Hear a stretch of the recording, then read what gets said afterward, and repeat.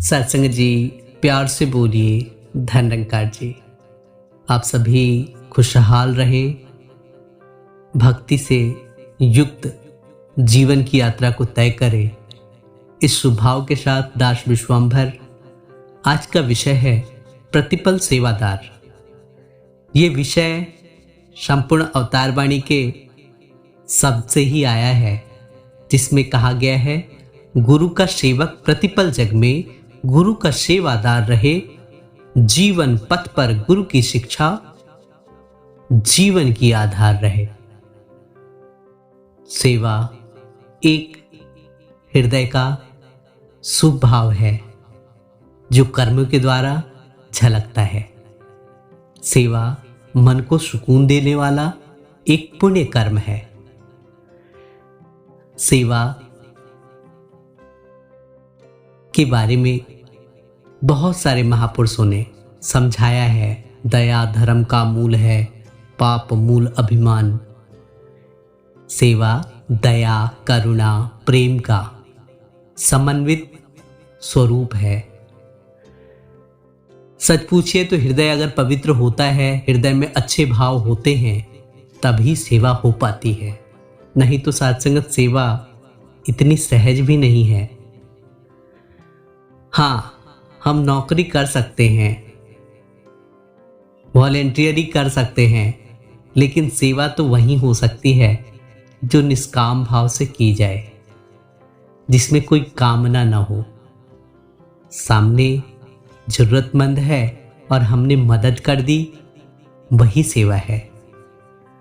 कहते हैं तन मन धन तीनों से ऊंची वो सेवा कहलाती है,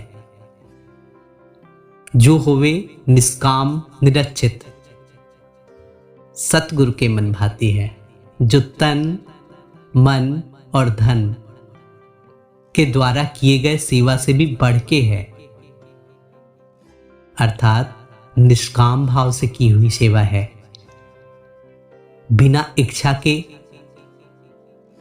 जैसे दुनिया में हम लोग अक्सर देखते हैं कि सेवा तो कर रहे हैं, लेकिन चाह है कि हमारे ये हो जाए, हमारे वो हो जाए, या जहाँ चाह आ गई वहाँ वो सेवा नहीं रह जाती। वहाँ तो नौकरी की तरह हम करते हैं कि जी मैं काम करूँगा और उसके बदले में मुझे ये चाहिए। फिर वो सेवा नहीं होती, वो जीविकोपार्जन का रूप बन जाती है। निष्काम जिसमें कोई कामना ना हो, हृदय पवित्र है, हमने सेवा करना है और हम सेवा कर रहे हैं, प्रतिपल कर रहे हैं। सेवा की कोई विशेष कर्म भूमि नहीं होती। गुरु का सेवा दल जो सेवादार होता है वो हर समय प्रतिपल जग में अर्थात संसार में गुरु का सेवादार रहे, कि गुरु का नाम लेके हर समय सेवा करने वाला ही सेवक है। नाम अर्थात गुरु के विचार जिसके मन में हर समय रहते हैं, उसके मन के भाव हमेशा दया प्रेम करुणा से भरे होते हैं। जहाँ भी जरूरत पड़ती है वहाँ पे एक सेवक अपने आप को प्रस्तुत रखता है। चाहे रास्ते में चल रहा है, किसी वृद्ध को रास्ता पार कराना हो,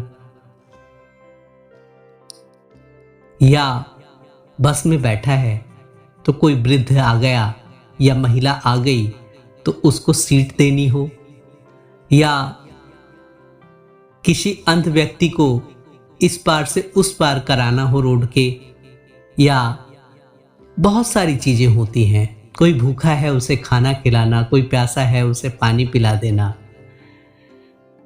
हर काम सेवा का रूप तब बन जाती है जब सामने वाले की जरूरत थी और हमने उसकी सहायता की।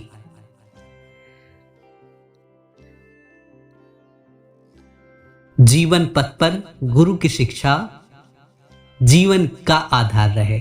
गुरु की शिक्षाएं ही हम सभी के लिए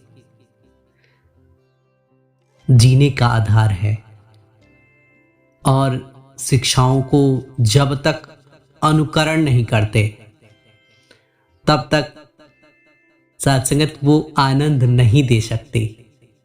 इसीलिए शिक्षाओं का अनुकरण सेवा के रूप में ही झलकता है। सेवा एक पवित्र कर्तव्य है जो हमें हमेशा नम्रता के गुण से युक्त करता है। मन में प्रभु के प्रति, ईश्वर के प्रति और सतगुरु के प्रति शुक्राने के भाव से जोड़ता है। इसीलिए महात्मा कहते हैं कि हमेशा जरूरतमंदों की सेवा करनी चाहिए।